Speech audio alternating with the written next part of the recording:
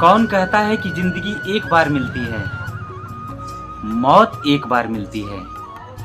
जिंदगी तो हर रोज सुबह मिलती है, बस जीने का तरीका आना चाहिए। Every morning is beautiful morning.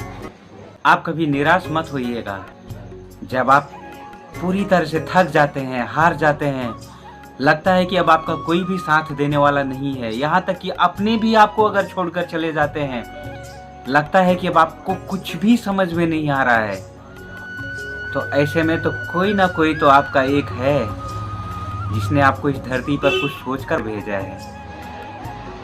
उनको एक बार सच्चे दिल से आप याद करो, पूरी तरह से उन पर समर्पित हो जाओ, फिर आप देखो वो चमत्कार आपके साथ होगा कि आप फिर कभी सोच नहीं सकते। दुख तो इस बात का होता है कि जब ऐसे टाइम में जब आप उनको याद करते हो और आपका सब कुछ अच्छा हो जाता है, आपकी स्थिति, आपका समय बदलता है, तो फिर आप क्या करते हो? आप फिर से अपनी दुनिया में चले जाते हो और उस ईश्वर को आप भूल जाते हो। यह इंसान की सबसे बड़ी कमजोरी और सबसे बड़ी गलती है। इसलिए हमेशा खुश रहो, हर हाल में खुश रहो।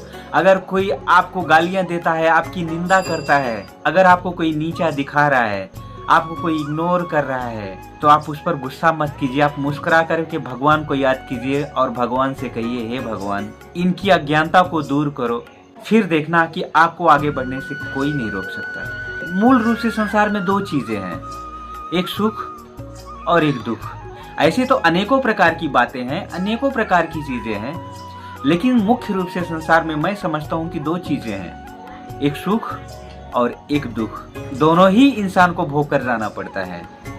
आज सुख है तो कल दुख आएगा, निश्चित आएगा।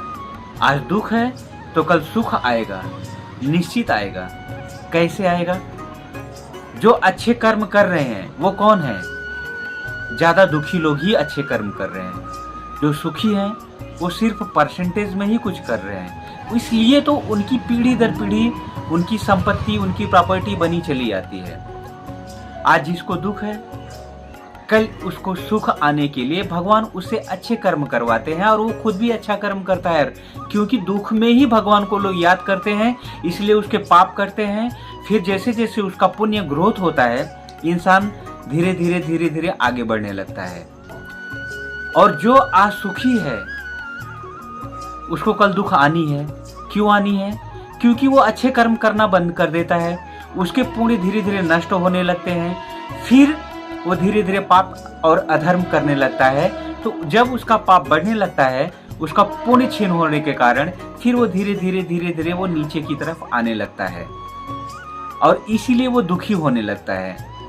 तो ये संसार में प्रकृति का नियम है कि कभी दुख आना है तो कभी सुख आना है। अब लोग कहते हैं, जैसे गीता में भगवान श्री कृष्ण ने कहा है कि बिना मेरी मर्जी के एक पत्ता भी नहीं हिलता।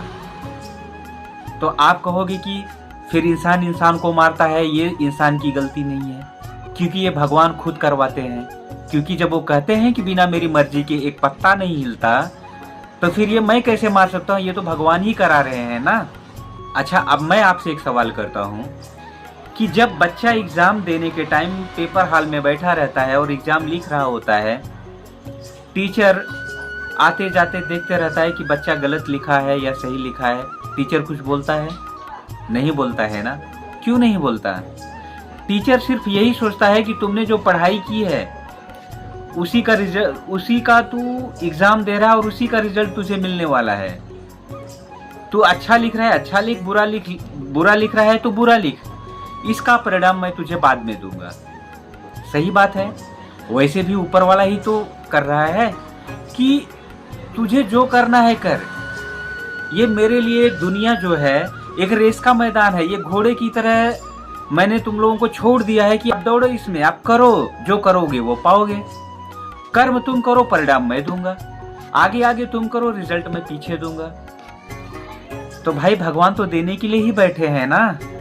आप लेना क्या चाहते हो ये आप तय करो। मैं अभी भी कहता हूँ, जब आपको दुख आती है तब भगवान को याद करते हो, तो भगवान धीरे धीरे आपको आगे की तरफ बढ़ाते हैं जब आपका पाप नष्ट होता है। और जब सुख आती है तो आप अपने कर्म को भूल जाते हो, आप अधर्म की तरफ चले जाते हो, फिर आप धीरे धीरे नीचे आने लगते हो, तकलीफ में आने लगते हो। क्यों आने लगते हो, आपने कभी सोचा है? इसलिए हमेशा ही भगवान को दिल में बसाओ, उनको अच्छे से याद करो और उनका सम्मान करो, उनको अपने हृदय में रखो, उनकी पूजा करो। दूसरी बात, बहुत गूढ़ बात है, पूजा सभी करते हैं, सभी भगवान को मानते हैं, सभी भगवान को मैं ये भी कहता हूँ कि दिल से याद करते हैं। हर कोई अगरबत्ती दिखाता है, माला दिखाता है, भगवान की पूजा हर कोई करता है, सही बात है। लेकिन भगवान उसमें से कुछ ही लोगों की सुनते हैं और कुछ लोगों की नहीं सुनते हैं। तो लोग कहते हैं यार वो मैं इतना पूजा पाठ करता हूँ, मैं इतना भगवान को याद करता हूँ, लेकिन भगवान तो मेरी कभी सुनते ही नहीं, तो पूजा पाठ करके क्या फायदा है। और कुछ लोग हैं जो भगवान को दिल से याद करते हैं, भगवान उनका जल्दी सुन लेते हैं। क्यों, ऐसा कभी सोचा है? अरे भाई, भगवान की पूजा पाठ तो सभी करते हो, लेकिन भगवान ने कहा क्या है वो कभी करते हो? भगवान ने कभी कहा है कि उसका जेब काट लो? भगवान ने कभी कहा है कि उसकी चोरी कर लो? भगवान ने कभी कहा है उसको मार दो? भगवान ने कहा है कभी किसी को उसकी गाली दो या दिल से उसको तकलीफ दो? कभी भगवान ने कहा है? नहीं कहा है ना। तो सिर्फ अगरबत्ती फूल माला दिखाने से कुछ नहीं होता भैया, उनके कर्म भी उन्होंने जो रास्ते दिखाए वो करना चाहिए आपको, तब आपके घर में सुख समृद्धि, धन संपत्ति, सुख शांति आएगी। इस बात पर भी गौर करो। अच्छा, कर्म क्या है? लोग कहते हैं यार मैं इतना अच्छा कर्म कर रहा हूँ तो भी फल नहीं मिल रहा है, और कुछ लोग कहते हैं यार उसने थोड़ी सी मेहनत में इतना आगे निकल लिया। ये क्या है? अनुभव की देन है, आपको अनुभव होना चाहिए। अब भैया कोई कहे कि भैया मुझे यहाँ से, अब आपको एग्जाम्पल दे रहा हूँ कि जैसे यहाँ से स्टेशन 2 मिनट की दूरी पर है, आपको पता नहीं है और आप कहते हैं यार मुझे, आप किसी अनजान आदमी से पूछते हैं भैया मुझे स्टेशन जाना है, रास्ता कहाँ है, कैसे है बता दो, वो आपको बोलेगा कि भैया यहाँ से रिक्शा पकड़ो 5 किलोमीटर वहाँ आपको सिग्नल तक चले जाओ, 5 किलोमीटर दूर पड़ेगा, वहाँ से आप जाके फिर अगला आप वहाँ से बोलो मुझे ये स्टेशन छोड़ना है, वाला रिक्शे वाला आपको वहाँ स्टेशन तक छोड़ देगा। आप 10 किलोमीटर घूम घूम के दूसरी तरफ चले गए, आपको किसी ने, अज्ञान आदमी ने या किसी ने आपको जानबूझकर बोल दिया, आपको पता नहीं है, आपको 10 किलोमीटर उल्टा पहुँचा दिया। वहाँ से आप बोलेगा आपको ट्रेन पकड़ो और सीधा चले जाओ ये स्टेशन पे। आप अपनी स्टेशन पर आ गए, आपने मेहनत तो किया, आप स्टेशन पर आ भी गए, लेकिन आप कितना घूम घूम के कितना दूर से आ पाए, आप सोच लो। क्यों? आपने मेहनत किया, आपने ईमानदारी से मेहनत किया, लेकिन आपको कितना टाइम लग गया यहाँ तक पहुँचने में। और अगर कोई आपको नहीं फंसा रहा है, कोई आपके साथ गलत नहीं कर रहा है और आपको पता है, आपको नॉलेज है, आपको ज्ञान है कि भैया, और आपको कोई अच्छे से ईमानदारी से बता दे भैया बस ऐसे सीधा चले जाओ, आपको 2 मिनट की दूरी पर सामने स्टेशन मिल जाएगा। अगर आप वैसे ही चले गए सीधा तो आप 2 मिनट में ही पहुंच गए। यहाँ भी आपने मेहनत किया, ईमानदारी से काम किया और पहुंच गए 2 मिनट में। वहाँ भी आपने मेहनत किया और ईमानदारी से आगे बढ़े और आप पहुंचे 4 घंटे में, और आपका नुकसान जो हुआ अलग से, समय गया अलग से। तो ये क्या है? ये अज्ञानता है। न जानने की वजह से, आपको न पता होने की वजह से ये तकलीफ उठानी पड़ी।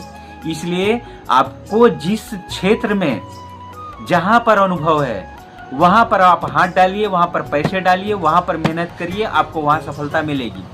जिस चीज के बारे में आपको नॉलेज नहीं है, जिस चीज के बारे में आपको पता नहीं है, जिस चीज के बारे में आपको समझ नहीं है, वहां आप हाथ मत डालिए, भले कोई ही आपको कितनी लालच क्यों न दे। हो सकता है वो आपको फंसा रहा हो सकता है उसका पैसा अटका हो सकता है कि उससे इससे उसको कुछ लाभ हो, आपको फंसा के अपना पैसा निकाल के निकल जाए और आप अटक जाए। इसलिए भैया पहले नॉलेज लो, पहले समझ लो, पहले ज्ञान लो, पहले सोच लो, फिर आप मेहनत करो, फिर आप वहाँ पैसे लगाओ, फिर आप तरक्की करोगे। भरोसा तो कभी भी किसी पर भूल कर भी मत करना। ये इंसान की गलती नहीं है, ये आजकल इंसान की फितरत बन चुकी है।